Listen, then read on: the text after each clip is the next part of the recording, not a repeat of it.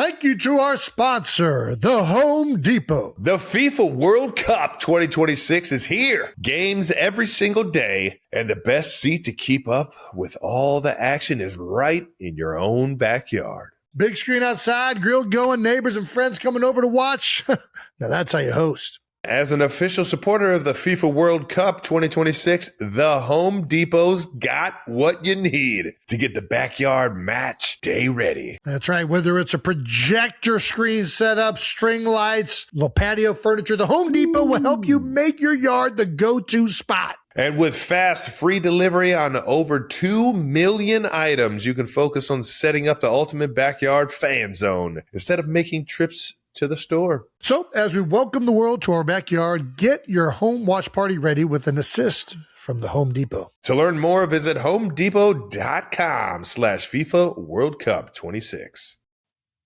Usually the conversation around here is about football. Today, the topic is gas for one of the sponsors, specifically Mobile Supreme Plus Premium Gasoline. Let's start with the fact that Mobile Supreme Plus Premium is amazing. It keeps engines 3 times cleaner, so engines perform better for better gas mileage. Just ask motorsports legend Shirley Cha-Cha Muldowney. She raced top fuel dragsters in the 70s, so she knows a thing or two about gasoline. She also knows a thing or two about the 70s, so if there are any questions about leisure suits, vinyl, or fondue, fire away. One might wonder why they call her Cha-Cha. Like, is it a family name or a marketing ploy? Or maybe she thought it sounded cool. It's very curious. Getting back to fuel, Shirley and the team highly recommend Mobile Supreme Plus Premium Gas because it keeps engines 3 times cleaner for better performance and gas mileage. By the way, Cha-Cha Muldowney, she drove a pink car. Mobile. Legendary. 3 times cleaner compared to Mobile regular gas and port fuel injected engines. Actual results may vary. Visit mobilefuels.com for details.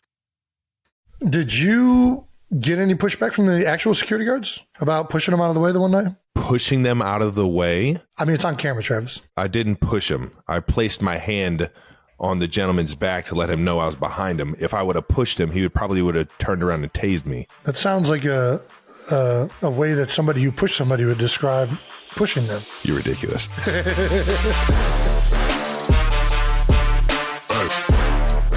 Welcome back to New Heights, ladies and gentlemen, presented by Wave Sports and Entertainment.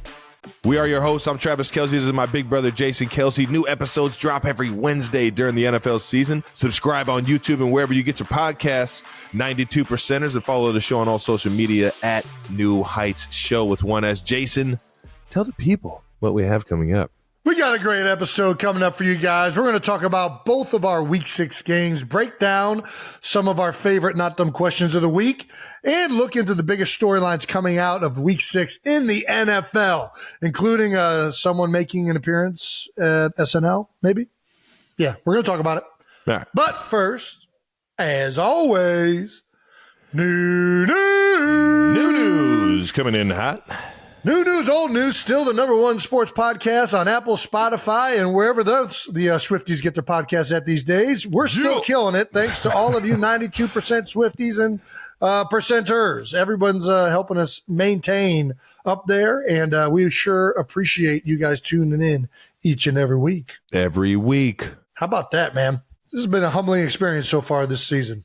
Yes, it has. Moving on to fan mentions of the week. All right, now let's get to them. From the Eagles social media team, they gave us a look at Jason's locker room. Hey yo, go ahead and click on that TikTok, Jason. I really thought that I had the worst locker out of both of us, and you not only have a bigger locker, like I have 2 lockers that have like a bunch of just shit in it. Yours is way worse, Travis. Mine just has video evidence. It's not by any means as bad as what I just saw. What are you talking about?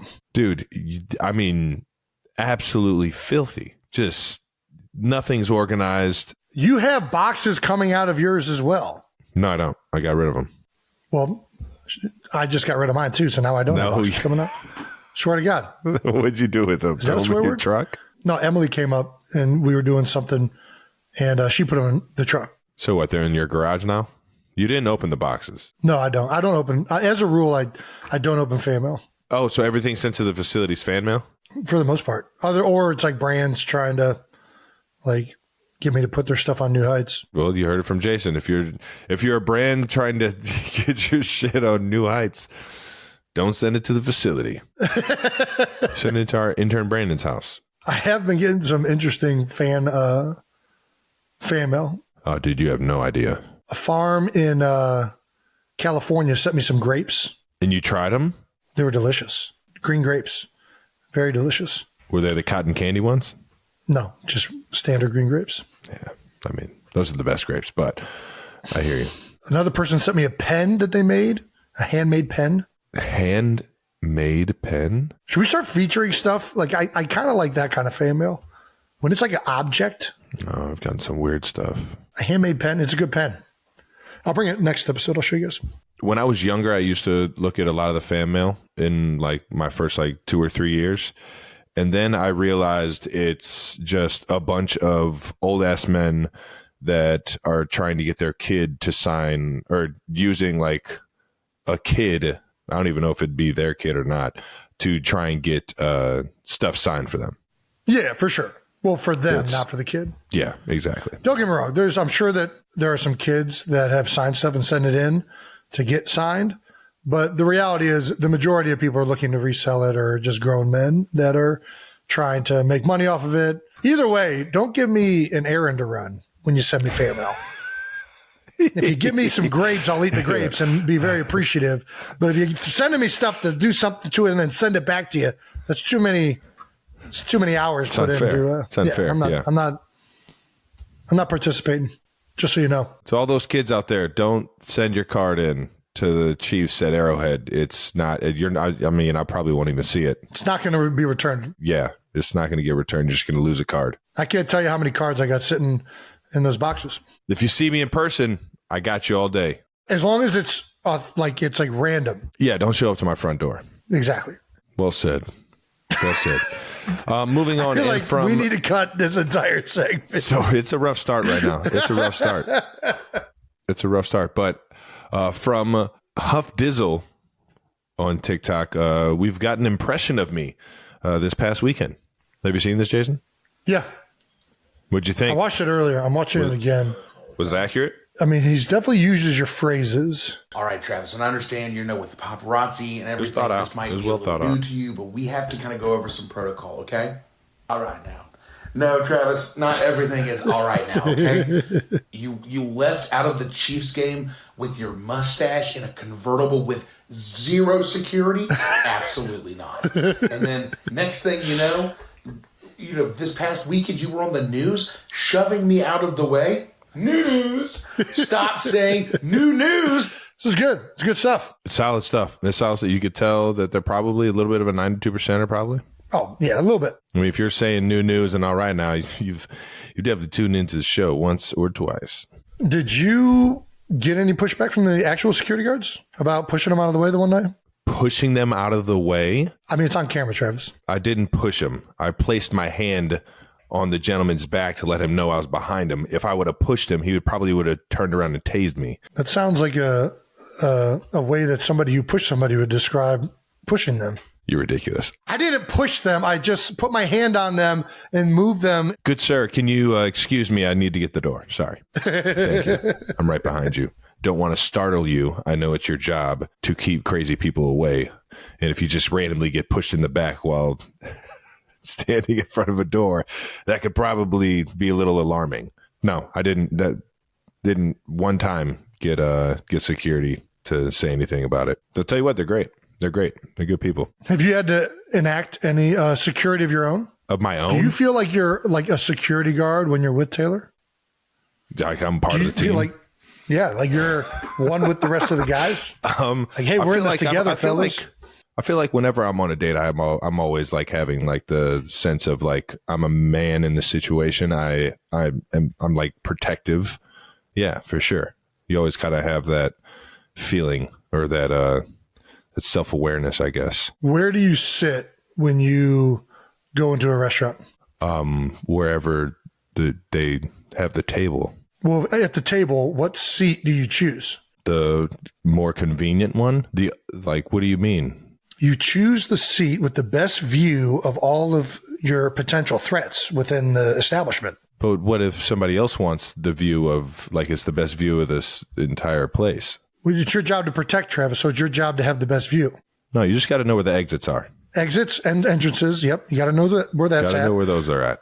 That's Preferably a seat against a wall so that you can observe everything that's happening. No way you're doing this. I swear, ask Kylie. The moment I go in there, I do not like being seated in the middle of a room. I only like being seated up against a wall. Noted. There you go. You ever had security? No, I'm the security. Well, if you get security, you could probably go right in the middle of the room. Let's keep this thing moving. Shout out to the 92%ers as always for all your mentions. And yeah, we appreciate you guys doing some impersonations and or in some impressions. Jason, clean your fucking locker. And I did. Well, nice. Somebody else did. Nice. It's clean. That's the bottom line. All righty, let's get to it. 92%ers, the part of the show that we look forward to each and every week. That's right. It's time for No Dumb Questions. First No Dumb Question is brought to you by @Spur40. Okay. Do you think rugby players have a chance in the NFL? Absolutely not. Shit. I mean, maybe the best. If you get a big dancing bear that plays offensive line. I suppose that is true. We actually do have a former rugby player that is playing in the NFL, Jordan Mailata. But unless you're 6'9", 380 pounds, I would say that the chances are limited. It's just a different game. It's a much different game. I think people keep comparing them. There's one common skill set, and that's Quarterback sneaks. toughness. Oh, sorry. Toughness. Yeah. You might be able to get a kicker. Might be able to get a kicker. There's probably some. Oh, yeah. Well, I mean, but we're talking about football players, not kickers. There's right? a few Australian punters in the league that I know of have all started off being Australian football players. Guys. Yeah, there's definitely kicker would be the best chance, or punter.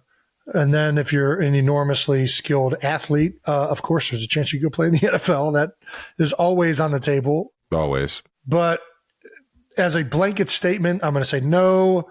I think that they're much different. Rugby is more, the energy systems is like a physical soccer. Like it's a longer, there's not like stoppages, and it's not like as like violent, if that's the right word to say. Is that not the right word? It's not as high impact. Is that fair? Yeah, I can't say that to be true. All right. I think it's still a very much as physical as football is. I just don't think there's as much skill in rugby, respectively. Well, I mean, I guess I play offensive line, which requires zero skill. But I could certainly see a tight end being the case. I think that's where it kind of like the physicality of the two sports is different. Rugby is, you're not wearing pads, so each hit is going to hurt a little bit more.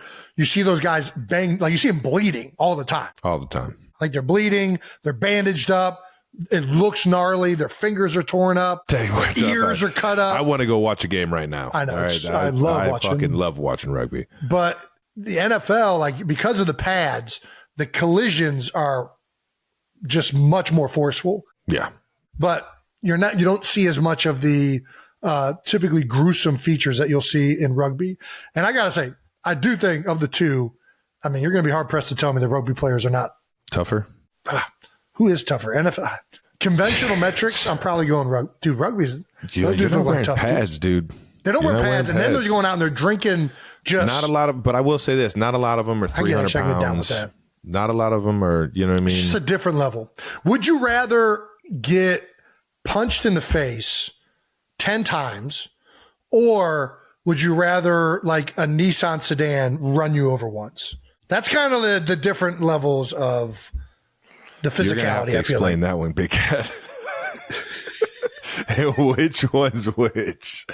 Rugby is like you're getting punched in the face 10 times. You don't have pads on. Somebody's going to punch you physically. It's going to hurt. It's going to be brutal. You got to be a tough guy to take a hit, right? Yeah. Uh-huh. The Nissan sedan, you're going to wear pads, but it's going to run you over.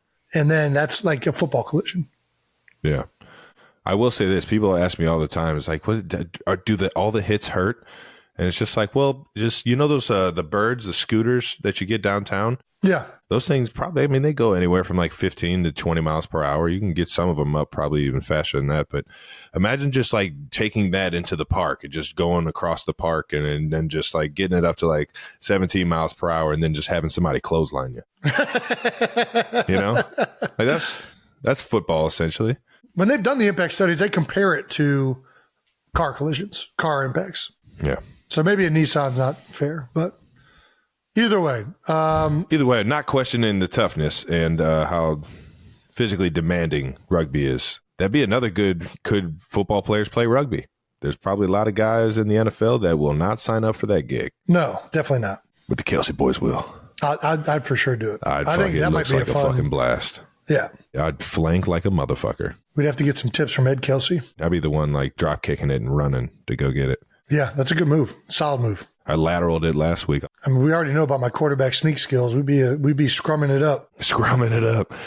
Not right now. Who knows? Maybe we'll see a rugby player one of these days become an NFL superstar like Jordan Mailata did. Yeah. All righty. At meme_K24. Not right now. Childhood no dumb question. Love childhood no dumb questions. Did you go to Cedar Point as young kids? Any funny memories from the trips there? And who threw up first? Well, yeah, we did go to Cedar Point a lot. Just about once or twice a year. We also went to Jogga Lake before it became Six Flags. Jogga Lake. I heard Jogga Lake might be coming back. Jogga Lake's come back? I heard it might be coming back. Ooh. What was the best ride at Jogga Lake?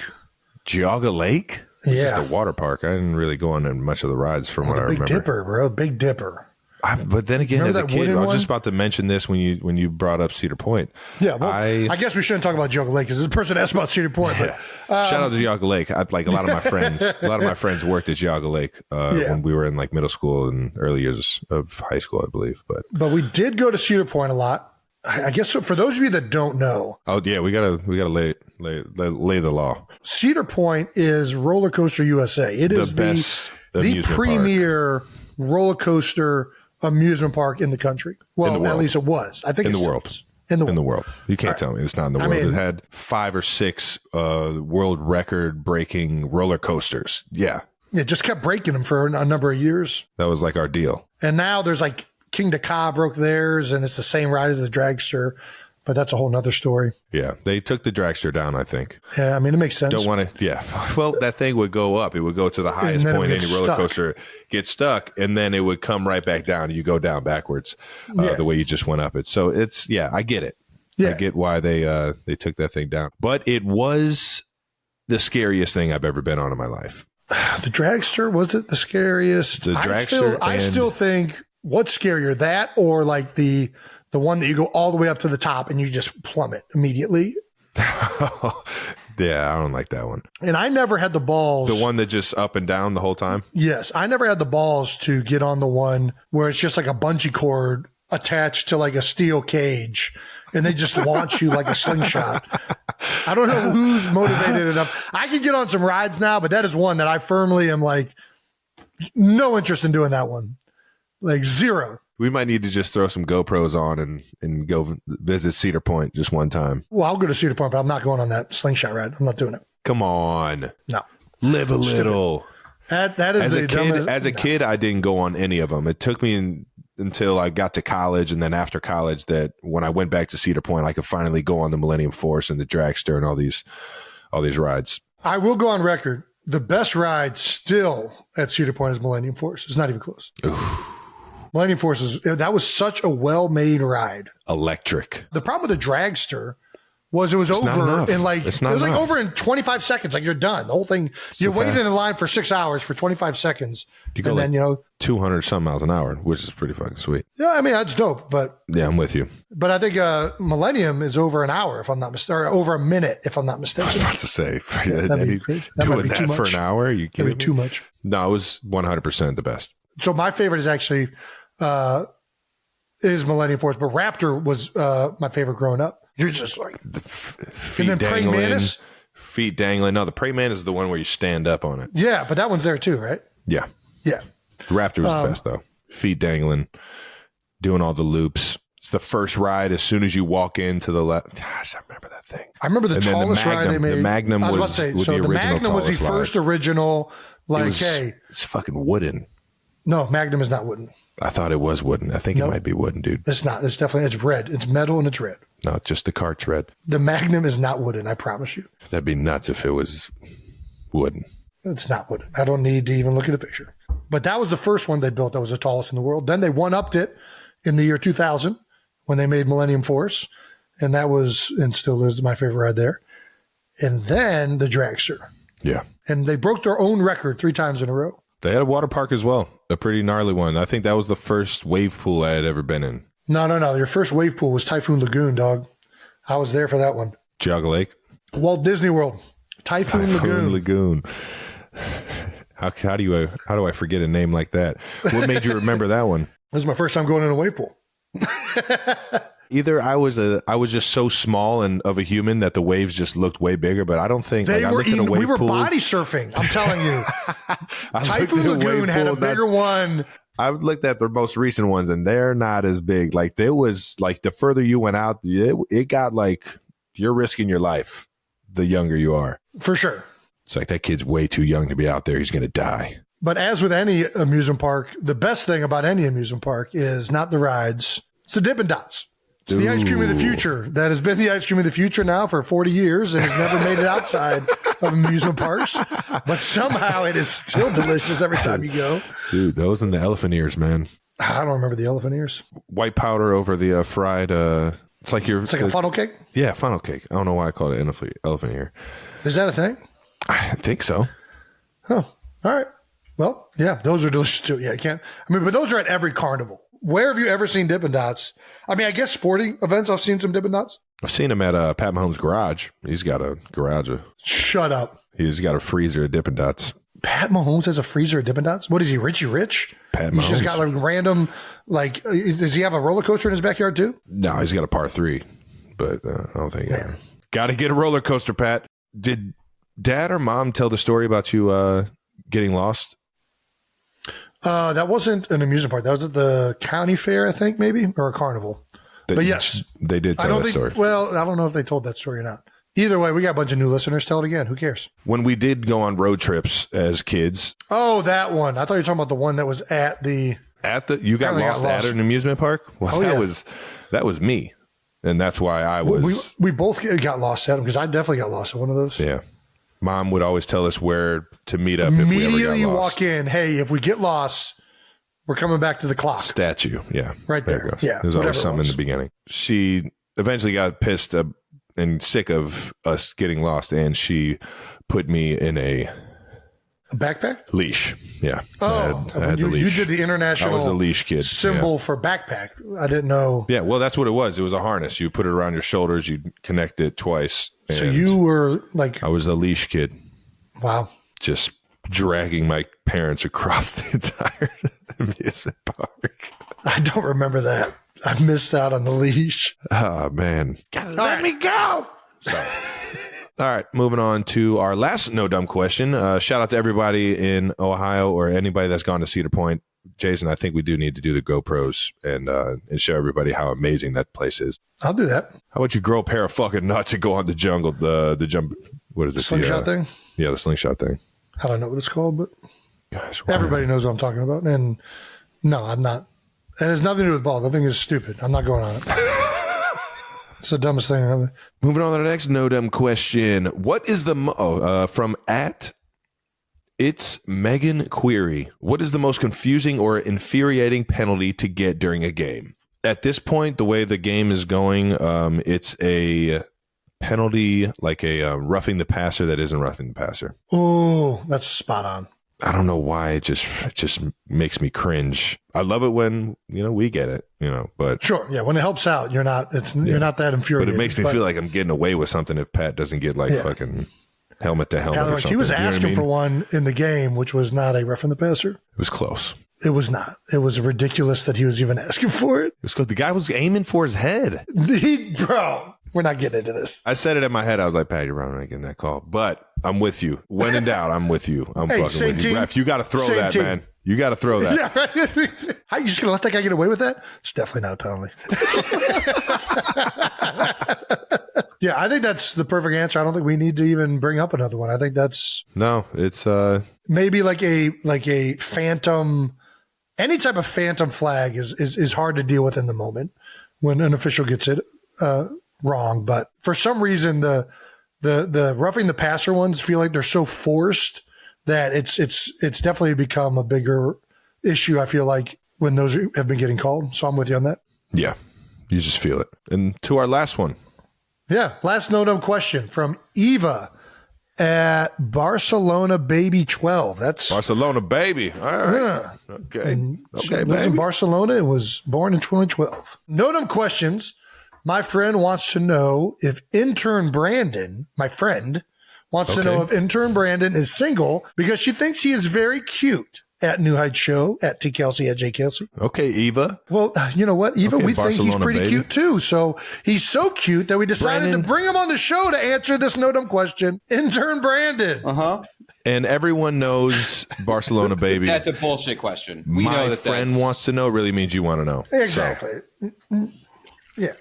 How does it know No, it's that a fair question. It is a fair question. That someone in Barcelona is attracted Me? to intern Brandon? How does that make you feel? I don't love it. I'm going to be honest with you. Don't love the attention. This is not my show. Don't know. I'm here to What? I'm here to make prize picks. I'm here to cash out on prize Brandon, picks I and don't get know out of that here. for a second. Brandon, you're Everybody every part loves of to this be- show. I'm what? No, it's weird. I don't like seeing my name out there. I'm not buying that.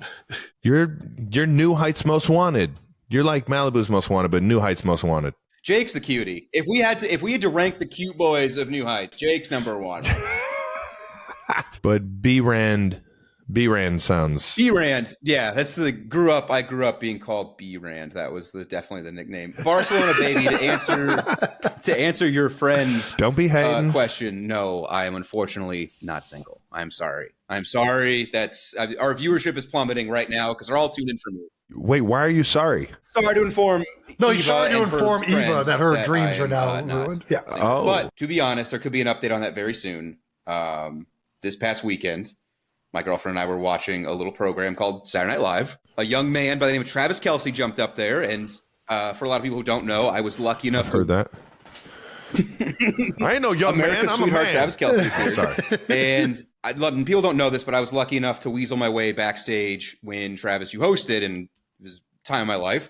I got to bring my girlfriend, and we were sitting there, and I said, "Oh my God, can you believe that like we got to do this to Travis? It's crazy that we were there at SNL with him." And she did not acknowledge my question. She kept staring dead on forward, and she goes, "Do you remember he hugged me?" And I went, "God damn it." A whole night of sketches and after parties Stop. and going home She at did 6:30 in the not morning. say And the that. hug is the first thing she brought up. So I'll let you know, Eva. if there's He's an a update mesmerizing quickly on face and my features. relationship status. I knew she was with you, so I wanted to make her feel the love of New Heights. So I gave her a good hug. No, listen. The hug is not an issue. It's that's the first memory of the evening. Is Travis hugged me. So, Brandon, it's not what you think it is. Travis is just a really good hugger. Trust me. It's a very known Kelce genetic. He's a hugger. He's a door opener. He's a fucking hand holder. He crushed it. I have seen so many just. He's a creative character in boyfriend material. So much footage breaking down Travis Kelce's hand holding. And I'm like, Every attribute we could give him. guys, that's 3 points of contact. That's football. That's not hand at all. Oh, That's- gosh. Yeah, they caught me with some weird hand holding poses there. That was crazy. We'll move on. We're not, hey, that's not what this show's about. This show's not about that. Sorry, Eva. All right, guys. Well played, Brandon, Brandon. yeah. Well played. Thank you for ruining Eva's friends Sorry, from Barcelona's no-dumb question. Thank you for always making this show amazing. Can Bye. Are we talking, you can are we disappear talking now. to Eva here or are we talking to Brandon? You can All right, see you disappear. later. All right. We'll see your cute ass later, big guy. Oh, my gosh. That was no dumb questions. Jason, let's keep this thing rolling, baby. All righty. Let's get to these bold topics. Chiefs, 19. Broncos, 8. Yeah. Initial thoughts from the first divisional matchup for you guys this year. What do you got, Trev? Kind of along the lines of what you said last week. You got to put up touchdowns, man.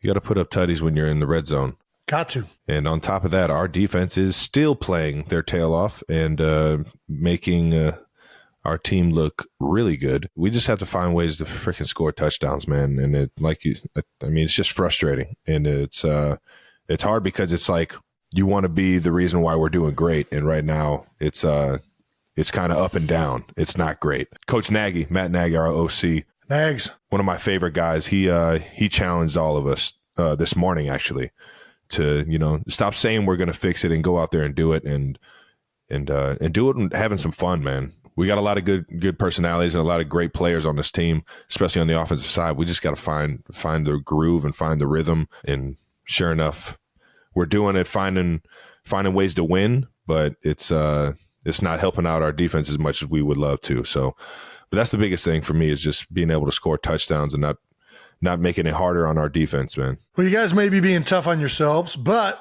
it is your 5th straight win. The final score of 19-8 has only happened one time before. Nice little LeBron stat. In 1927. That's a wild stat. Yeah. The Chiefs have now won 16 straight games against the Broncos, which is the longest active winning streak versus one team in the NFL. The Eagles and Jets had a nice one there for a little bit, but that, spoiler alert, that didn't go well. Defense played lights out. You guys had another incredible game on defense. Held the Broncos to just 8 points, shut them out through the 3.5 quarters of the game. Finished with 2 INTs, 4 sacks, and a fumble recovery. Stone Cold Jones kept his sack streak alive, as we all saw that happen, with 5.5 sacks this season. Yeah, the Chiefs defense is only allowing 284 yards per game and 12.8 points per game. Yeah. The fewest points per game allowed by the Chiefs defense or a Chiefs team since 1969. Damn. Baldy himself is calling the Chiefs D the most complete defense in the NFL. Do you think this is the most complete defense you have played with? I mean, it sure seems to be. I mean, I don't know if I've been a part of a Spags defense. You've been on some good defenses now. Yeah.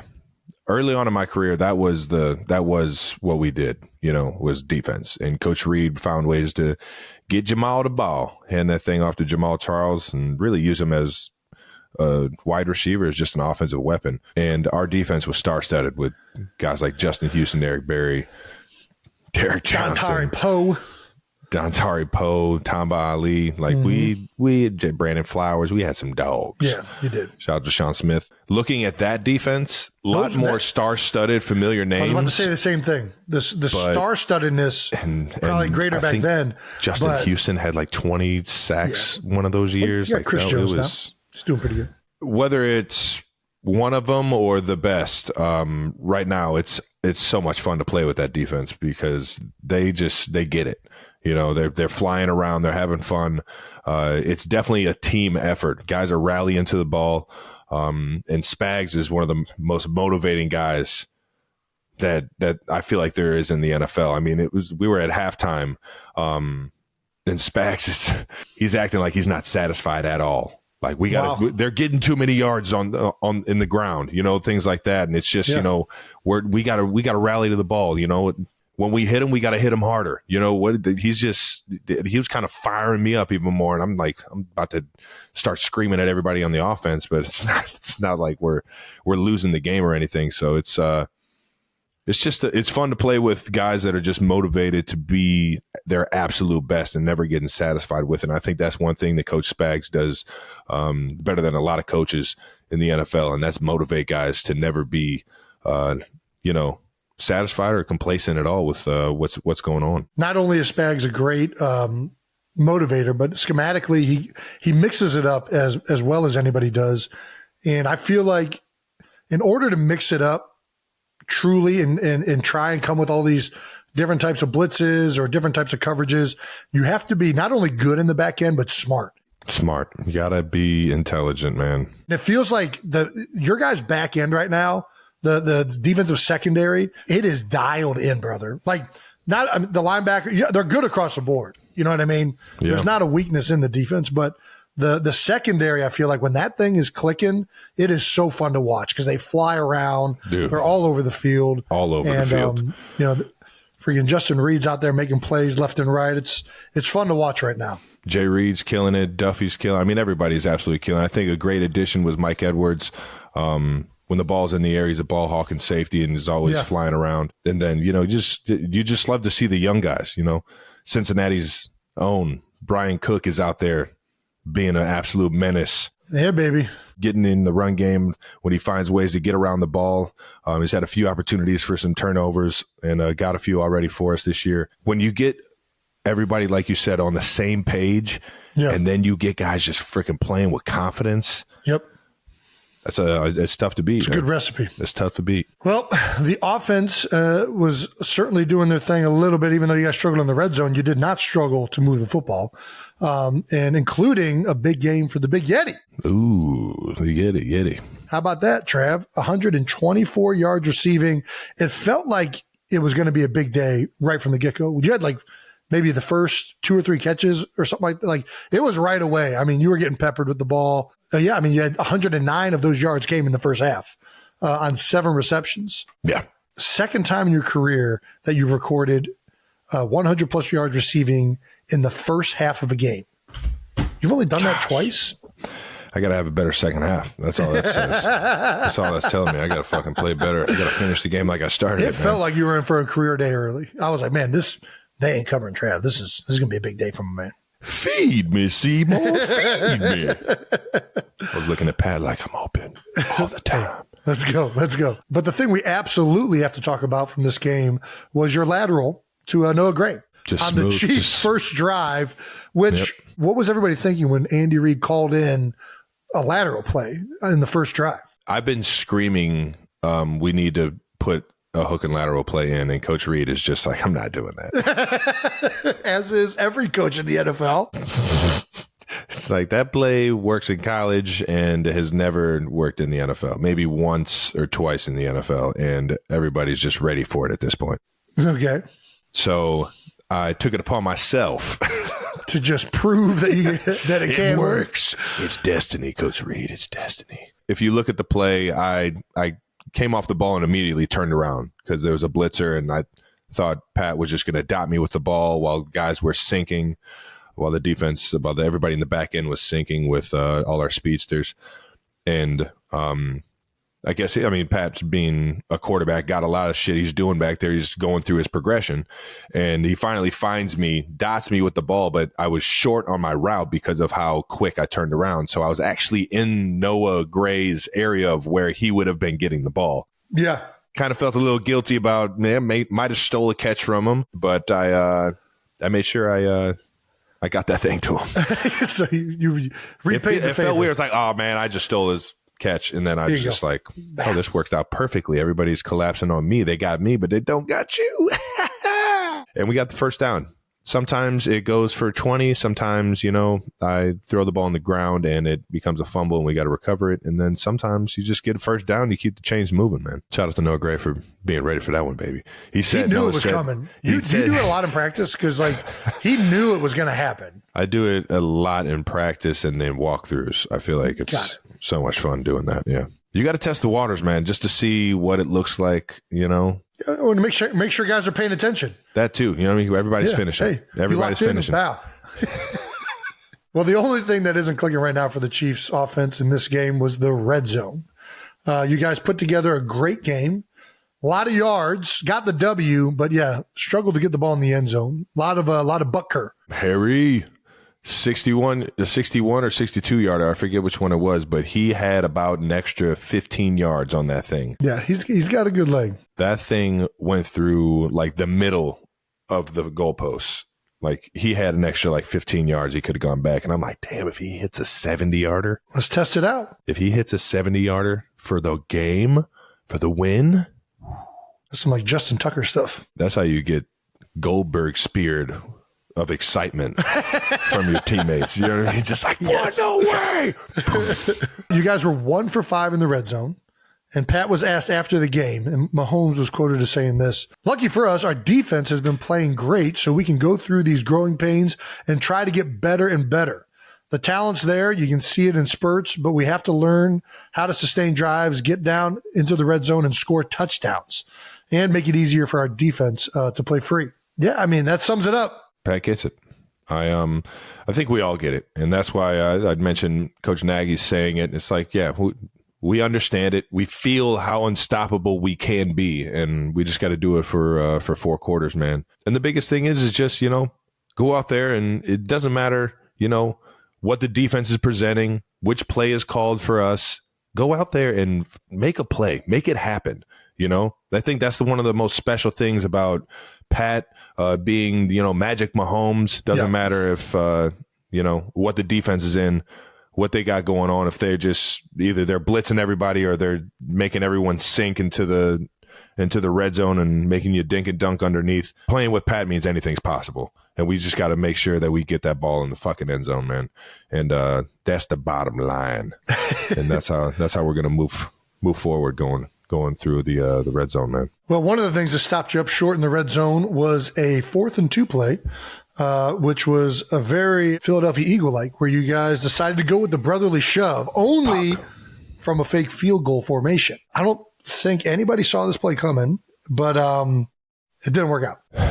Yeah, man. And the thing is, I always look at situations like this, like where could I have done better on that drive or on those last 3 plays before it was 4th and 2? You know what I mean? And I caught a pass that was literally right around the sticks. And if I make a move, or if I do something and get those extra yards, or even get 1 extra yard, you know what I mean? That 4th and 2 becomes 4th and 1. And now that sneak is, the percentages go way higher than 92%. All right now. Hey, yeah, all right. I think that it's a great call because legally you're not allowed to line up over the center during a field goal. Yeah, but once you go under center, you can. Rules off. So you try and catch them off guard of having nobody over the center and being able to get that push. So that's what, when I was watching it, that's what I thought initially was like, oh, that's why they did this.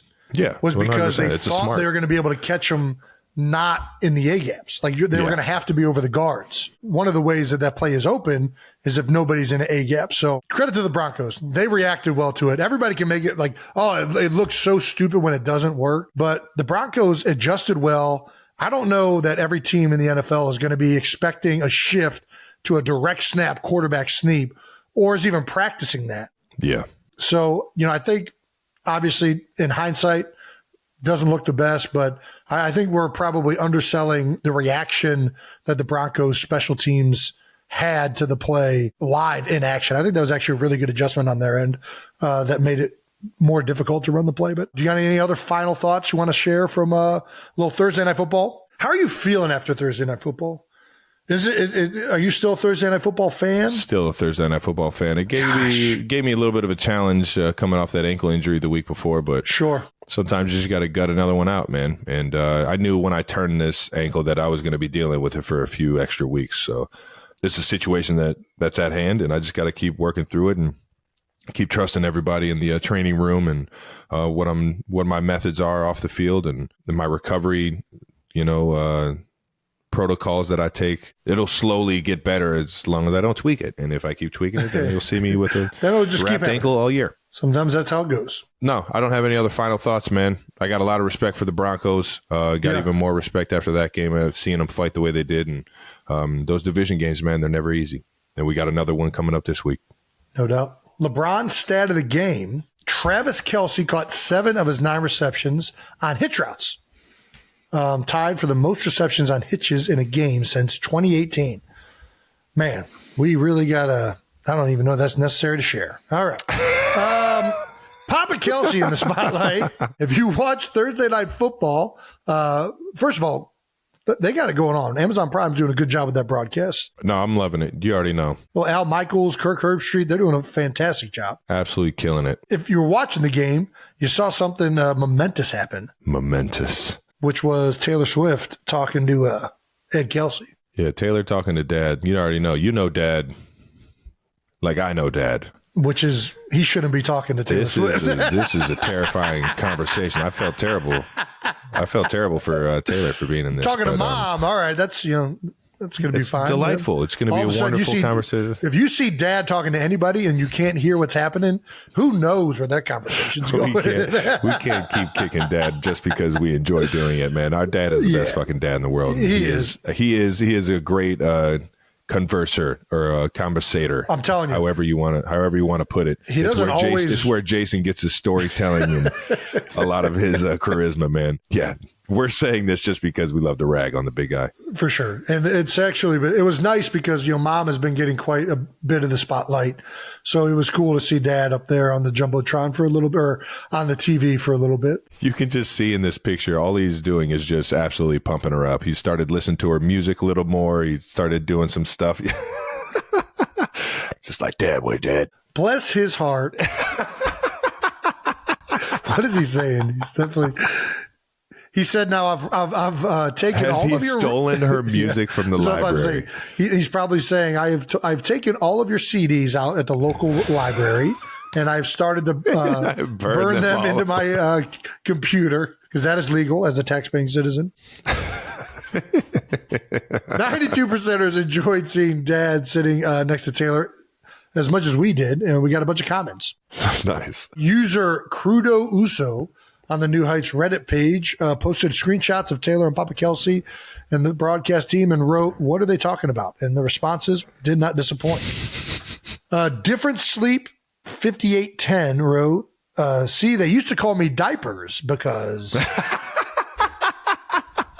Which, if they were talking about that, I would still love an explanation on that. We have still haven't gotten that one. Jimmy Jack 87 wrote, "Proper nut kicking technique," which, he will give a good tutorial on that. He will give a good tutorial. Man, when I was punching people in the, did I already tell the story? When I was punching people in training camp, became a big deal. I got a text from Dad. He said, "Stop throwing fists. You need those to catch. Just kick him in the nuts one time. I promise they'll stop. They'll stop doing everything." I'm like, golly, man. Some things never change. All right. And the next response from Tech System wrote, talking about his new knees, of course. Ooh, new knees. Yeah, baby. She's got him dancing to those with those new knees now. Either way, it looks like they're having a good time. That was awesome to see. So thank you for the 92%ers, and thanks, Dad, for not making me look bad, brother. Our next partner is AG1. That's right, the daily foundational nutrition supplement that helps give me the energy and nutrition to power through workouts and get through the grind of an NFL season. You might not believe this, but I actually take AG1 every day. No, I believe you take it every day. I really do. But I'm not in on why. Like, why do you take it? Well, I take it every day because as an NFL player, a father of three, a documentary filmmaker, a cow farmer, I got a lot going on. And taking AG1 gives me peace of mind that I'm getting comprehensive nutrients to support my whole body health. And AG1 is NSF certified for sports, meaning it's safe to take for professional athletes like ourselves, Olympians like ourselves, or just high performers. Every batch of AG1 is third-party tested for over 790 contaminants so that you feel confident knowing what's on the label is in every scoop. So if a comprehensive solution is what you need from your supplement routine, then try AG1 and get a free 1-year supply of vitamin D and 5 free AG1 travel packs with just your first purchase. Go to drinkag1.com/new heights. That's drinkag1.com/new heights. Check it out. Let's move on to the Jets versus the Eagles. Unfortunately, the Eagles, man, you guys took your first loss of the year, man. Jets 20, Eagles 14. Yeah. Why don't you hit us with some initial first thoughts, man, or final thoughts, I should say. Well, yeah, I mean, obviously, credit to the Jets. They played, especially their defense played unbelievable. Yeah. We knew going in they were a good defense, even though they were missing their two corners. Sauce Gardner couldn't play. Reed out as well. It was, this is just a team that has played well against everybody they've played against. And we knew it was going to be a tough task coming into it. Just didn't get it done. Too many mistakes, too many turnovers. We talked about it beforehand in the the look ahead video that we do at the end of every week now. This is not a team that you can make mistakes against and still expect to win the game. And it ended up killing us. So, that's my thoughts. Yeah, I'm with you. And I think a good coach team is going to find a way to stay in a football game till the fourth quarter, man. And I think their head coach is he's got to figure it out, man. But I did make it to the game. Did. With you saying that you're going to retire every year for the past 5 years. I've tried to make it to every game that I could possibly make it to. Well, that's just my strategy, just to make sure that you come to the games. It's a good fucking strategy. Hey, it's working. If that's your strategy the entire time, cacksucker. When they showed me on the broadcast, first of all, Eagles jerseys were out in the stadium, and the 62s are everywhere right now, right. And I absolutely loved it. The graphic when they showed me describes me as Jason's brother. Really? Jason's brother, yep. Oh, wow. I get Travis's brother all the time. I did not know you were getting Jason's brother. Yeah, man. I'm just... Look at that. I'll never be Jason Kelce, and I get reminded of it all the time. And it just makes me feel like a little boy every time. It's the best. Very fitting, though. You already know I have my gang green on, as I always do whenever I'm watching you play, and got to enjoy it with some friends. And Kylie was standing right behind me, or sitting right behind me. And she was. Yeah, it was fun all the way up until the end, unfortunately. Yeah, not a good ending. No. But thanks for coming, Trev. I always love every time. We don't get to see each other's games often, so it was fun to have you there. Been watching you play since I was 12 years old. One of my favorite pastimes, dude.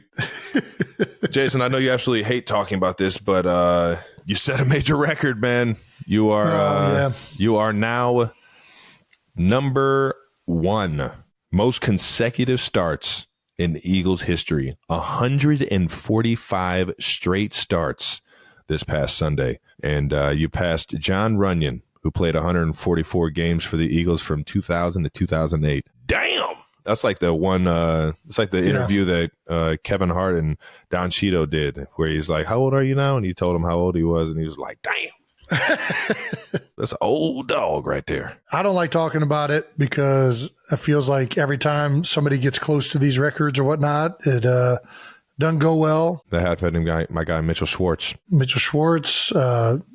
John Dornbos, the day he tied the record for most consecutive games with, or most Eagles games. It was one of those, he never played an Eagles snap again. So I tried to not, he broke his thumb and then he ended up having like an aneurysm or something like that in his aorta, but not to give his entire HIPAA information out without permission. But I think, first of all, it's an honor to play that long with an organization, and certainly very lucky to have played that many games straight. But I will talk about John Runyon a little bit. A lot of people don't know John Runyon played with a broken tailbone during that stretch, and he also had a consecutive game streak from before the Eagles when he was with the Titans, I believe.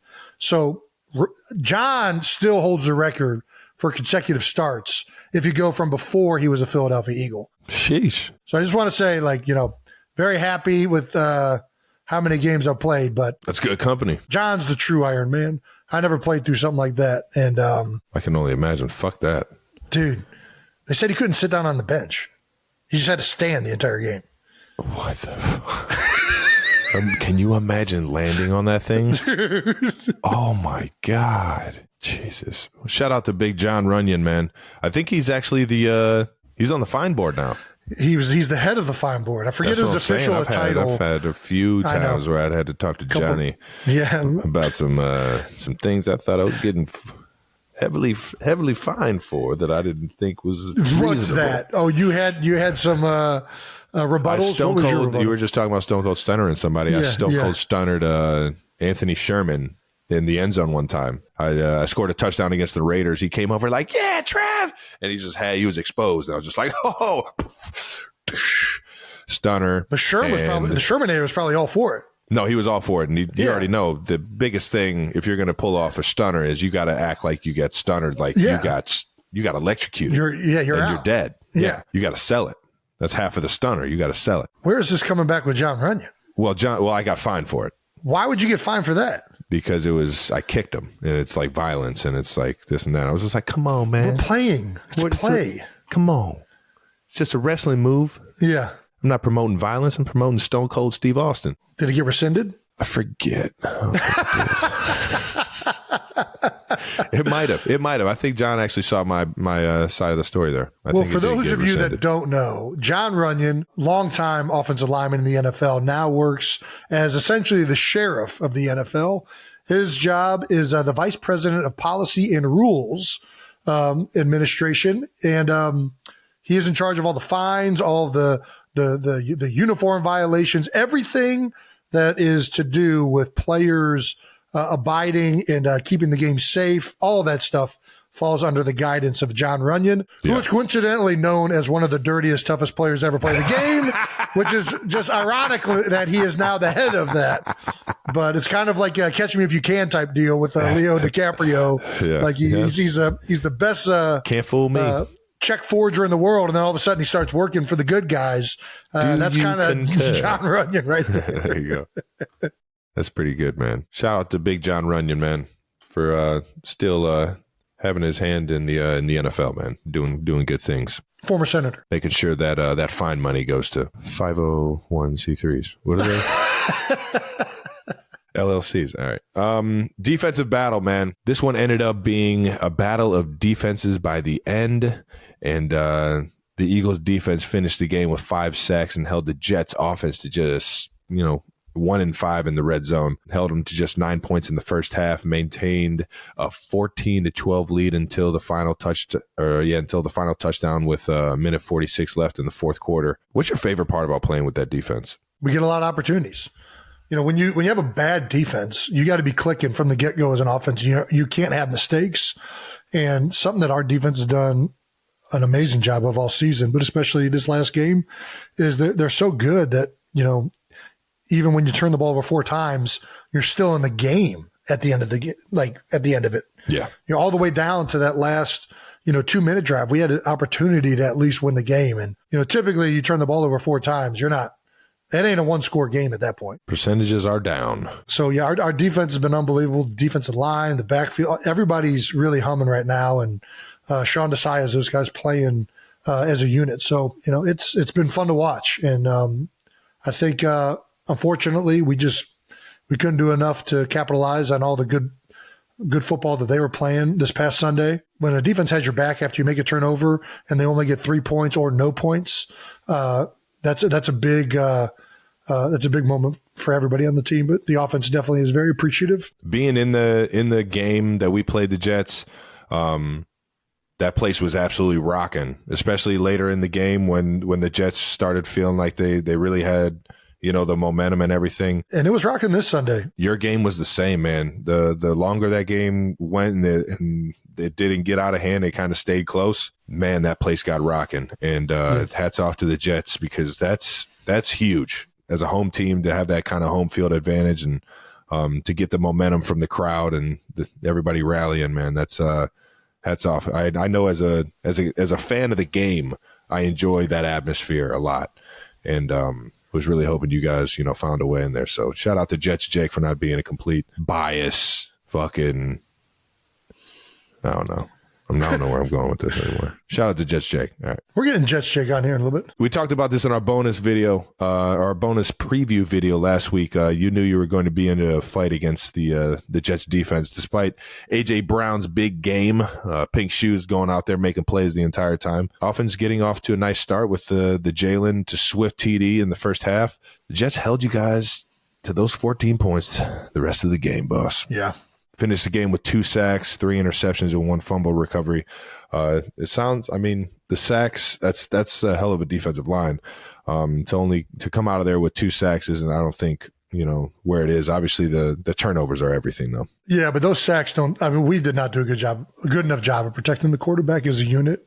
It only says 2 sacks, but a lot of that's because of how good Jalen is. Yeah.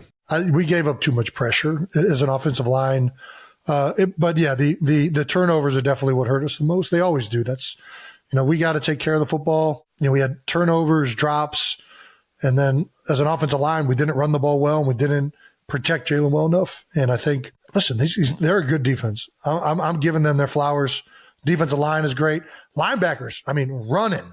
Quincy Williams, CJ Mo, those guys are all over the field making plays. The back end, even without the 2 starting corners, they're going to play zone. They're going to mix it up. They're going to try and make it difficult. They do a good job of not leaving, guys in bad positions or difficult positions. I mean, Salah really knows what he's doing over there in New York, and they had the better day. I mean, it is what it is. And, for us, we always just try and focus on ourselves, man. Every time. You give credit to your opponent, and they played a great game, but it's always about us. We just refocus on, okay, what do we got to do to improve? How do we get better? What were the things that were glaringly correctable for the Philadelphia Eagles? And if we would have corrected those things, we'll be in a chance to win games moving forward. And that's where our headset is. That's where our mindset is. So as it should be. And just to give everybody some understanding on how good this Jets defense is, specifically in the second half, which is adjustments. And that's like I was talking about, their head coach and their defensive coordinator both are, making great adjustments. The Buffalo Bills only scored 3 points. Dallas has got the most points in the second half on them, and that's 12, 4 field goals. The biggest thing here is that they've allowed 31 points total in second halves this year, and that's 6 games and only 1 touchdown, which is, you hear us talking about the red zone and punching that ball in the end zone late in the game. Doubt. That is a huge advantage to be keeping your teams to just kicking field goals. And it's hats off to the Jets, man. I got faith that the boys over there, the brotherly shove, the gangrene is going to keep figuring it out, man. You guys got too many great players and too many great offensive minds over there to keep stalling or to stay where you're at, I guess. It's going to keep on keeping on, brother. Kudos to them. I guess it's time. Bring them on.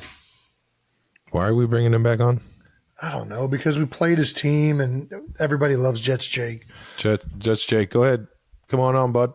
Here he comes. Oh, love the hat, Jake. Oh, The hat. Oh, I didn't realize. Love the hat. Am I wearing this? I didn't. Is that corduroy? Is that corduroy? Is that a Kelly Green shirt you have on? It's a Jason Kelce oh my gosh shirt. Hey, love that. Little New Heights merch. Yeah, I gotta plug the merch. That's pretty much all I was saying on Sunday over and over again. So it felt fitting. What are your thoughts from the game, Jake? Listen, I thought both teams played hard. I thought it was a well fought game. No, I mean I did not expect the Jets to win that game, and the defense played lights out, and that's how we're going to have to win games for the rest of the season. Dude, I'm not going to lie. There were moments in the game where I felt like I was just going to hear it from you. There was the blindside block that the whole stadium lost their mind on, which was a completely illegal block. And the Jets are all like complaining about it, bro, you can't crack back with your shoulder. Like that's a known rule in the NFL. Yeah, you can't go and against everybody's booing in the whole place. Wow, the guy's hurt. He's down and hurt, and the fans are booing. It was ridiculous, but regardless of that. And then the A.J. Brown catch, I'm like, I already know Jets Jake is going to be losing his mind that this is called a catch. But for some reason, you're not losing your mind. Yeah. You're not losing your mind because you guys won the game. Maybe that's the key to not losing your mind. It's just winning football games. Listen, I think the refs have a very hard job. I'd never come on here and complain about the refs. This guy's a psycho. Jesus. I think, they have a tough job, and when it's a Sunday, you got to do what you got to do, and things are going to go your way, and they might not. I'll tell you what, there was a play late in the game where Devontae Smith, I believe it was the last fourth down, and Jalen gave Devontae a good chance at making a play downfield. And, I thought there was a lot of just pulling while the ball was in the air. And like, there might've been some interference. I don't know. What do you think about that last play? I think I gotta quote Jason here and just say, let the boys play, ref. You gotta just I think they did their job this time. Swallow the whistle. Yeah. It was a good game. I was wearing a rooting for offense shirt at one point, and then I realized I actually wanted the Jets to win, so I took that off. But thanks for letting me come talk about the Jets. Good luck for the rest of the season. Well, congratulations on your win, Jake. Fuck you and get off our show now. Get the fuck out of here, Jake.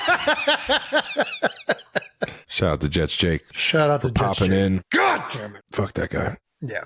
We love you. Well, post-game, it was reported that after the game, Sirianni didn't say anything in the locker room and instead allowed the certain players to speak up. Can you confirm? It wasn't like Nick gave the floor to somebody. Like, there were just guys talking about how that was unacceptable. That's not the standard that we're holding ourselves to, that we need to play better. Good leadership. Somehow I got roped into this, which I did not talk during this portion. I talked to guys on the team, but I did not talk during this specific portion. But I think, as is usually the case, like, your teammates and the people in the room, if you got, anybody that's worth their salt as a teammate, everyone knows what happened in the game and what you got to do to improve. And yeah, I think Nick just felt like, it had already been summed up. You know what I mean? He's just like, well, you guys heard him. Let's go back to work on Monday. And the expectations of ourselves and the level that we want to play at is very high.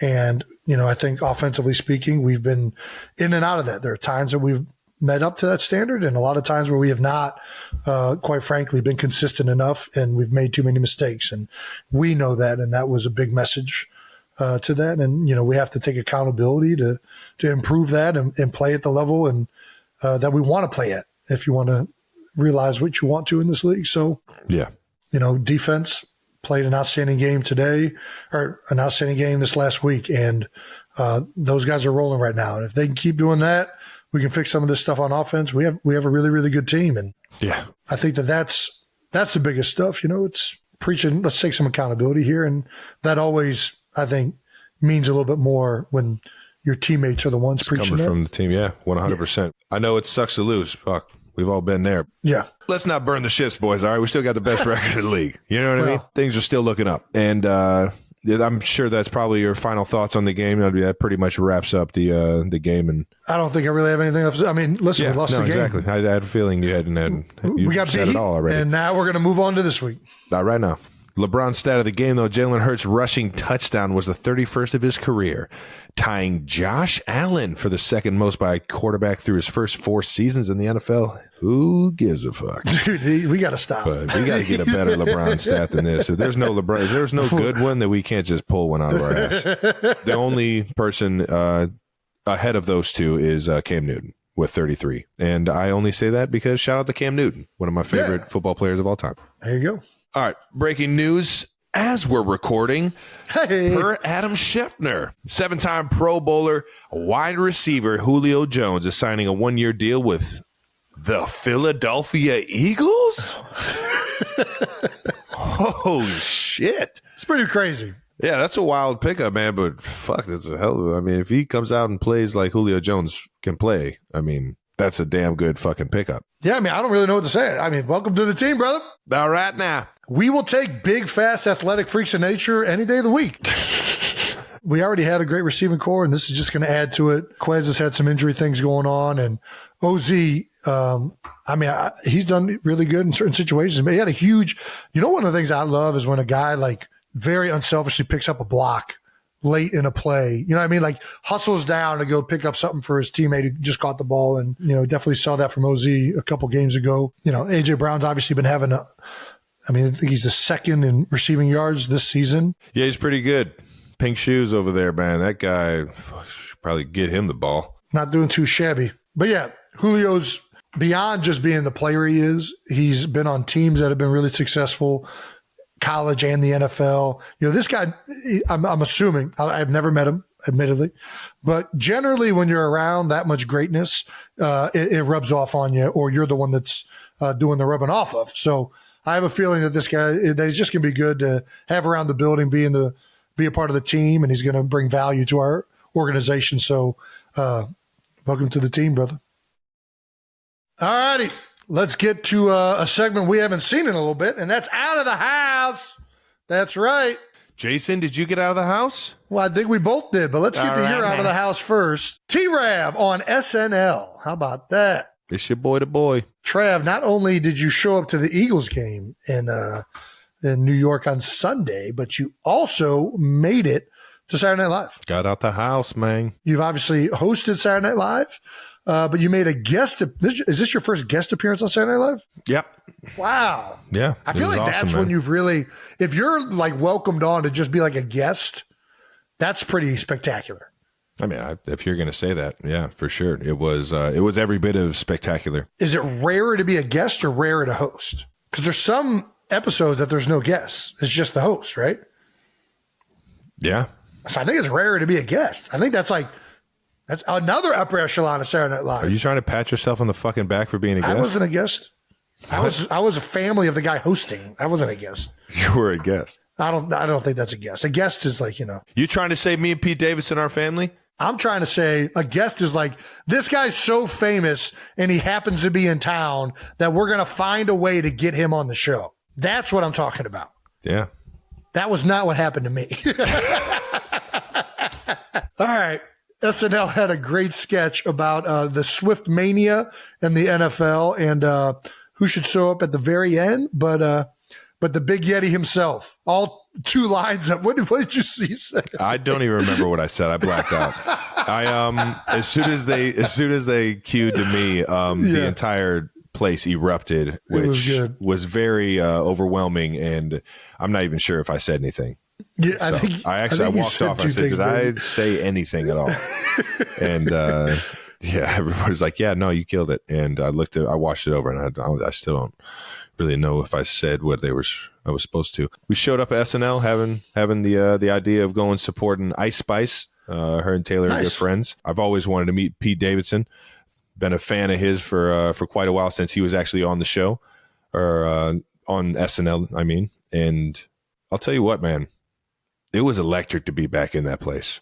Dude, it's crazy how much energy is in there. Being in that room and just it being their first episode this season. I had such a freaking blast, man. It was a star-studded back room. I'm not the one to throw around names, so I won't. But it was awesome, man. It was awesome. And Lord Michael, thank you for having us. It was a pleasure. I didn't know what the skit was like, what skits were coming up, and I'm pretty sure that it was just ironic that they were doing a skit on what'd you call the it, NFL? the Swift Mania. Yeah. It was, but I thought it was hilarious. And when they asked me to be a part of it, I was like, man, I'd be honored. And it was pretty cool. And then Taylor also made the surprise cameo introducing her good friend, Ice Spice. Nice. Who absolutely killed it as well, Ice. You guys got out of the house after that, even later, by going to the Saturday Night Live after party, which, for those of you who don't know, it goes all night. It was fun catching up with everybody over in SNL, man. I miss those guys and guys and girls, I should say. And hopefully, I win it or Jason wins it, and we find ourselves back. Well, after you got out of the house on Saturday, you went to the game Sunday, and then you found your way to lovely South Philadelphia for the Phillies game. Yes, I did. Where we got to enjoy a beautiful evening of Philadelphia Phillies baseball. Oh, yeah. Got to meet you and Kai down at Citizens Bank Ballpark. Hey, yo. And I'll tell you what, that place was fucking electric. Dude, Red October, baby. The first pitch, Ohioan himself, Schwarber. Oh, yeah. Out of the fucking park. Yard, man, Middleton. I'll tell you what, he hits the fucking piss out of the ball. He does. Bringing the power right off the gate. And then right after him, only a couple batters later. That boy nice. Who was it the next batter? The Storm and Mormon? Two? 2 batters after that. Trey Turner was 2, right? Was I drinking that many beers already? It's 100. He's 100% in the third Bryce batter. is, right? Yeah. Yeah. That's what I thought. The cool thing about the Schwarber ball was it hit the Jumbotron or whatever, that like screen. The mini Jumbotron. And it just rested there so we could look at it the whole freaking game. Yeah. I thought that was pretty neat. But just the whole time you're just thinking, how the fuck could we get that ball? Yes. Can I scale that? Could I somehow scale that and get that baseball? He started taking pictures and videos of it. I'm like, what are you doing? Well, the game was absolutely electric. I forget the gentleman. I forget what is his name. I think it's Byron Scott. You talking about this come out song? Yeah. I think it's Stott. Stott. Gosh, I should have fucking did my research before I came on the show. But yeah, most electric come out song in the stadium. The whole crowd starts singing it. Bryson Stott. The one of the most parts of the evening after those 2 home runs, Bryson Stott, is that his name? Yeah. Bryson Stott. Stott. Interesting. Yeah. Either way, he's got the AOK song. It's an electric come out song. And the entire stadium just saw 2 first inning home runs by 2 of the like biggest names on their team. So everybody's standing up and screaming their lungs out, singing this song. And I just happened to get it on video, not knowing that that's what was coming. Yeah. I'll put that thing as one of my favorite videos to watch. I love atmospheres like that. Like when I'm walking up to your games or whenever I'll walk straight through the front door and like go through the ticket, like scan my ticket and make sure that I just love walking up to stadiums knowing I'm going to a game. It's one of the only things that make me feel like a kid again. Like I'm going to this exciting ballpark or this, I'm about to go and watch some of the greatest, athletes of all time go at it. And it's just, there's something about going to the ballpark that I'll just, I'll never lose, man. And I absolutely loved it, man. Baseball, I know it hasn't like, I guess, done as well in modern like TV deals or whatever, like the audience viewing it on TV. But I still think there are a few things better than going to the ballpark and watching a game live. It's something about being at a baseball playoff game. Baseball. In playoffs? We're talking about playoffs? I'll tell you what, man. Yeah, Red October in Philly is a different atmosphere, man. Yeah, that was awesome. The fans are into it. This team has great energy right now. I'm gonna admit, I wanted to go to the game. We talked about it before you coming down about going to the Phillies game. Yeah. After losing to the Jets. You did not I was like, go. man, do I really want to be seen at this place? And, I want to make sure that we're focused and I don't want to. But I was like, you know what? Screw it, man. I don't know how many more games I'm going to get to go do like this. And they went. I am so happy nuts. we went. Dude, it's just so electric. Just get out of the house, man. You need that yin and that yang. You need that balance, man. I don't want to get out of the house that much, but I'll get out of the house for this. Get out of the house with old Travie, man. Come on, dude. Let's do this, man.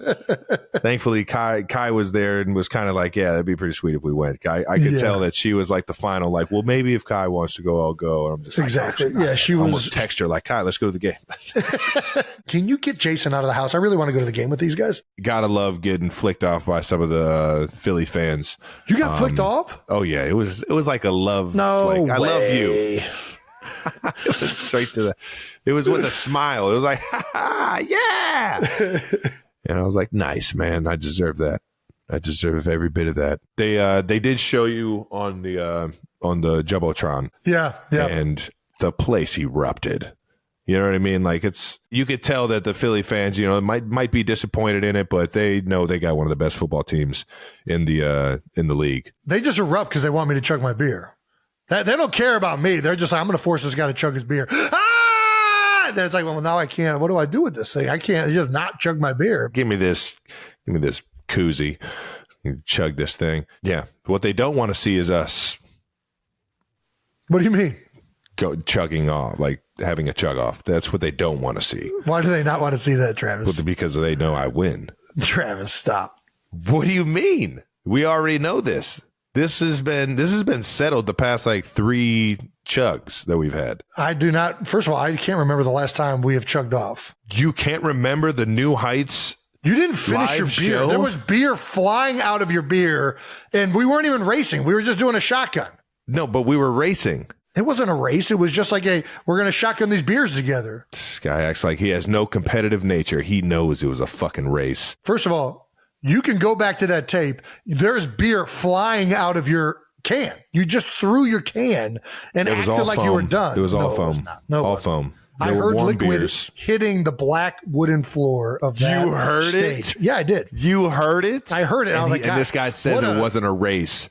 It wasn't You're a just race. here. You're so fucking It wasn't ridiculous. a race, but All right, well, what about whether it's a race or not, you always drink all the beer in the can. So when as I heard fast as you can. when I don't As care if it's fast fast as or you not. can. If it's not a race, but whether you're racing as fast as you can or just drinking it, you don't not leave drinking. liquid coming out of the can. And I heard was the liquid foam. coming It out of was the the can. foam. We're pretty close, regardless. I tend to try and forget my losses too, man. But yeah, no, we're it's always a good race. But All right. Well, we can do one more. I'll race you right now, bro. More set up and legitimate whenever you want. We can figure that out. Yeah. Legitimate? Are we going to fucking stand at both sides of the table like we're about to arm wrestle? Yeah. Do you want to chug a liter? Me I'll chug the versus you? leader. Listen, you didn't want to chug the leader. I was didn't like, want to oh chug yeah, the chug leader. the leader, dude. I'll go Das Boot against you. I don't mind. All right. We'll do the liter chug. Gosh, I'd want to fucking beat you right now. No, it was fun, man. It was a good time, and I'm glad we got to experience that, man. I'm with you. Joe Torre slid in there, man. Said Joe what's up Torre to the did slide gang, in there. man. Dude, a lot of the coaches. legend. Joe Torre, Jay Wright, Don Staley. A lot of coaching up there. It's cool. Week 6 roundup. Let's get to some player insights of the NFL storylines. All right. Back to football. Let's give some quick thoughts about the biggest headlines of Week 6. The Browns took down the undefeated 49ers. Oh, we can't forget Tim McGraw. We forgot to mention we met Tim McGraw. Tim McGraw. How could we forget Tim McGraw? Dude, he looked good too. I don't know what he's doing. I don't know. Yeah. You know what I mean? Whatever lifting and tandem bed he's using is freaking working, man. He was AG1. glowing. Probably drinking AG1. I bet my left nut he's taking AG1. Not my right, but my left. Not the right. The right's that's the home run hitter. The Browns were led by backup quarterback PJ Walker and overcame a 10-point deficit to win the game on a 29-yard field goal. Yeah. Shout out to PJ Walker, man. Heck, he was just down in Carolina, not having the best year, and now he's winning football games for the Brownies. Let's go, Brownies! Dude, the Browns? That defense is fucking good. Talk about a good D-line. Jim Schwartz. That is a good defense, man. And that's not taking anything away from what their offense is. They're obviously a good team if they're beating the 49ers. Jake Moody missed a 41-yard field goal with 9 seconds left as the 49ers kicker. And that would have sealed the deal for him, I believe. Yeah. And it's just a bit outside. The Browns allowed 1,000 yards this season. The fewest yards allowed 52 years in Cleveland, and the third fewest yards allowed by a team in its first 5 games of its. This is a fucking LeBron stat. Holy shit. We got to stop with these stats. And LeBron, I'm sorry if it feels like we're like attacking you with these. You didn't start LeBron stats. TNT and like the NBA did. We just needed something to like clarify that topic. And that is a fucking bogus ass stat.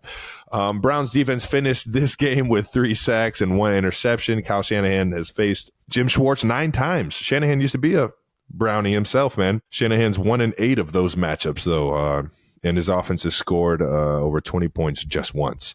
So why do you think Jim Schwartz has been so dominant? Well, one, he's a great defensive coordinator, and he's been good wherever he's been. Yeah. Jim's defensive philosophy, the way he has those guys play defense, it's all predicated on the defensive line. They play aggressive. It's all about getting across the ball, penetrating, getting to the quarterback, and he's got the horses up front in Cleveland. I mean, they're good across the board. I'm not trying to take away from the secondary or the linebackers, but in my opinion, when I think of Jim Schwartz defenses, I think about defensive linemen. I think about aggression, explosion off the ball. I mean, it's very, and you're seeing more and more teams do it and try and replicate it. Always talking about knockback or getting to the quarterback. It's worked wherever he's been, and it's certainly started off well in Cleveland, and that helps when you have guys like, Myles Garrett, and you got Zadarius Smith, although Zadarius, he's not hurt now, is he? No, he was out there in full effect. He was in full effect last game. And, oh my gosh, I played against this guy all the time in New York. Was just in Minnesota. He's a good player, really good player. Defensive tackle. Fuck. From Alabama. No, they don't have good players in Alabama. Fuck. Dalvin Thomas. Anyways, yeah, when you got guys like that, they're going to be really, really good on defense. I think that that's a big reason why Jim's had so much success, on top of him just being one of the best defensive coordinators over the past few decades in the NFL in general. So sounds like them boys are coachable. Heard that. Let's keep this thing moving to the Dolphins beating the Panthers 42-21. The highlight of the game was Tyreek Hill's 41-yard touchdown in the second quarter. Cheetah took the phone from a guy on the sideline, holds it while he does a backflip. The angle of this selfie video was pretty sick. Check this out. So do you practice this? Or do you just whip it out? Yeah, I don't know, man. Touchdown. Hey, what's up? Oh, give me that. He goes right to the phone. This is pre-set up. That's wild, right? Yeah. That's dope. That's pretty good. That's some good stuff right there, man. I mean, I'd love that to be on my phone. Right? It's a historical video right there. But probably sell an NFT on that. Make some pretty good change. Not right now.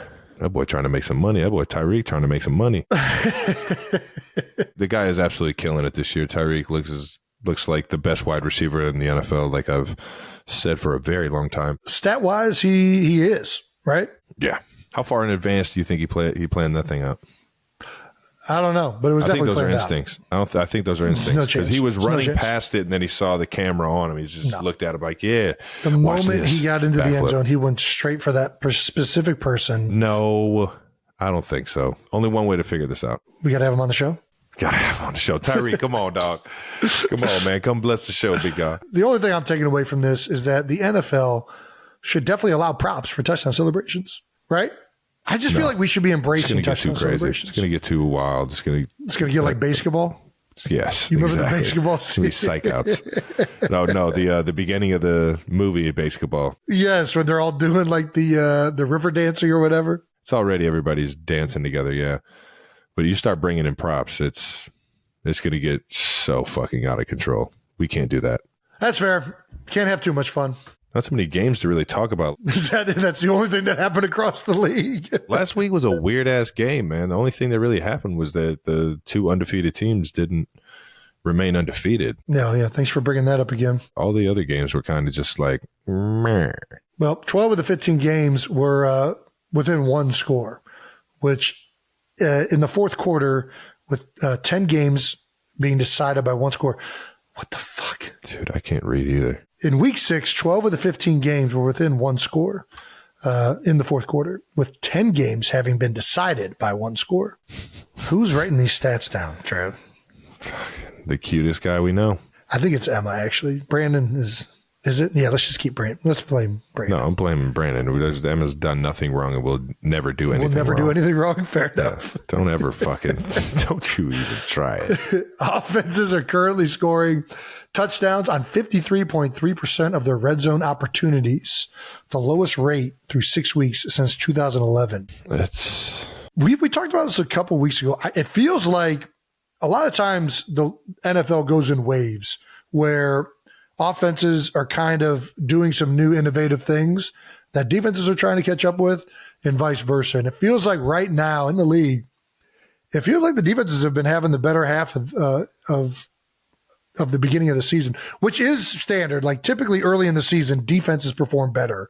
Offenses, well, I think it's kind of like either the offenses are blowing people out. Yeah, we might need to get this stat. That's a good point. I think a stat would be interesting to see if that backs it up. This is what I think. Early in the season, you see more extremes where it's like teams getting blown out or teams like putting up no points.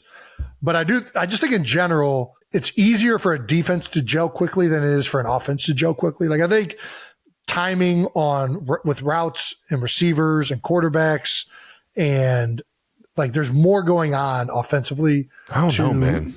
You don't think that's true? I think of it scheme-wise, and I'm like, there's new formations, there's new pieces. You got to figure out how the defense is going to pass these things off in zone, how they're going to match up in man. I just feel like there's a lot more question to what an offense can run, and I think typically it's like the first like month to a month and a half or half of the season, the offenses are just like doing stuff that the defense isn't quite ready for, and then towards the end of the year, you know what the defense or you know what an offense's makeup is. You know how guys are going to get the ball. You know what this certain receiver or this certain running backs, you know what their role is in the grand scheme of things. Yeah, I guess I'm more thinking about like right away in training camp. Usually the defense is kicking the offense's ass for the first couple of weeks. You know why I don't do training camp? Why? Because our scripted plays are on the same iPad it's so as the defense. It is so annoying. When you practice. got the middle linebacker calling out exactly what you're about to do, and it's bro, like, what the fuck made you think to say that? How did you know that we were running? And even there's not more even so, a down and distance right now. We're in team pass. We do a 3-man route, or we'll have like a certain downfield route, and it'll be drop 8. And you're just like, why is every time coincidental? Or every time we got a screen, they're blitzing the opposite side of the screen. It's like, why is that? It's like such a unique call every time we call a screen. I know what you're up to, Spags.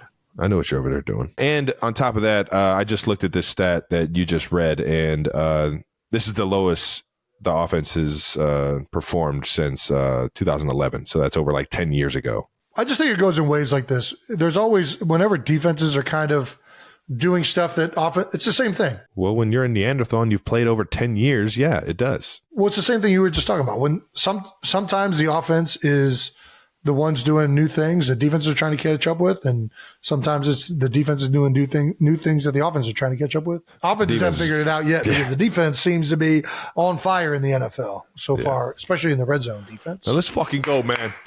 Let's go, man. Let's get moms like Donna Kelce happy about offense again. Let's fucking go. Come on, man. We gotta make mom proud out here, man. All righty. That's it. That wraps up week 6. Trav, take it over.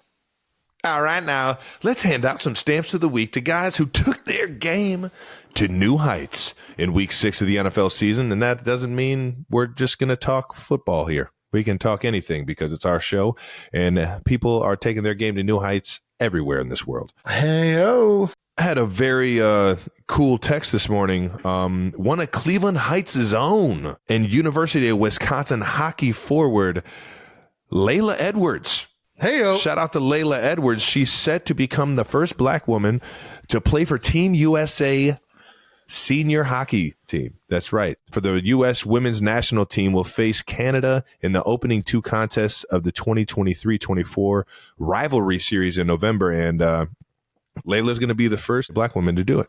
Hey, and Cleveland Heights native, maybe. Has there ever been a Cleveland Heights native on that team? You know, I think she might have. She might be the first in both of those categories. I know she has cool. I know she has a little sister at the University of Wisconsin, so she might have. You know those siblings out of the Heights. You know what I'm saying? Tend to do good things. Did she go to Cleveland Heights, or is she just from Cleveland Heights? I think she's just from Cleveland Heights. I think as most hockey superstars in the Cleveland area, you go to prep school and you do that route. You're probably right. So either way, shout out to the Heights. Shout out to Layla. Yeah, I hope she at least went through the Cleveland Heights School District at some point, or really just being from the city. Yeah. You got my love and support. Go out there and hold it down for USA, baby. Yeah. Yeah. Jason, who you got? I'm going to keep it in the offensive line category. I'm going to go with Giants left guard, Justin Pugh. Ooh. You know, players have been doing intros for games for a long time, and it used to be pretty standard, your name and the college you went to. 100%. Then guys started getting creative, and they're like, hey, they started saying their elementary school or their high school or their preschool. Yeah. And I thought Justin Pugh had maybe the most honest take when he was recently signed a few weeks ago. In his player intro this week when he's playing is Justin Pugh straight off the couch. Straight off the couch. All right now. Thought that was pretty awesome. Pretty clever, pretty funny. I feel like mostly all offensive linemen have a good sense of humor. It's pretty true. Shout out to J. Pugh, man. Fellow podcaster. Yeah. Everybody go check out Net Worth with Justin Pugh. Fellow 2013 draft class. Remember meeting him up there and having some fun up the combine. It's awesome to see him getting off the couch and playing some football, baby. So, yeah, baby. Go check out his podcast and check out the Giants, baby. Congrats on taking your game to new heights. All righty, that wraps up another episode of New Heights. Make sure you're subscribed on YouTube to the New Heights channel so you know when new episodes are coming out. And make sure you check out our bonus videos that launch later in the week this Friday. We'll preview our Week 7 games and play some more clips that you guys have suggested. And listen, subscribe wherever you get your podcasts. You heard that, man. Once again, New Heights is presented by Wave Sports and Entertainment. Follow the show on all social media at New Heights Show with 1S. And thanks to our production and crew, always. Brandon, Emma, Jets, Jake, you can still fuck off. We love you, though. Yeah. And everyone else involved. We love you guys. Always making us look good. The 92%ers, always for tuning in. We love you guys. Peace. We'll see you later on.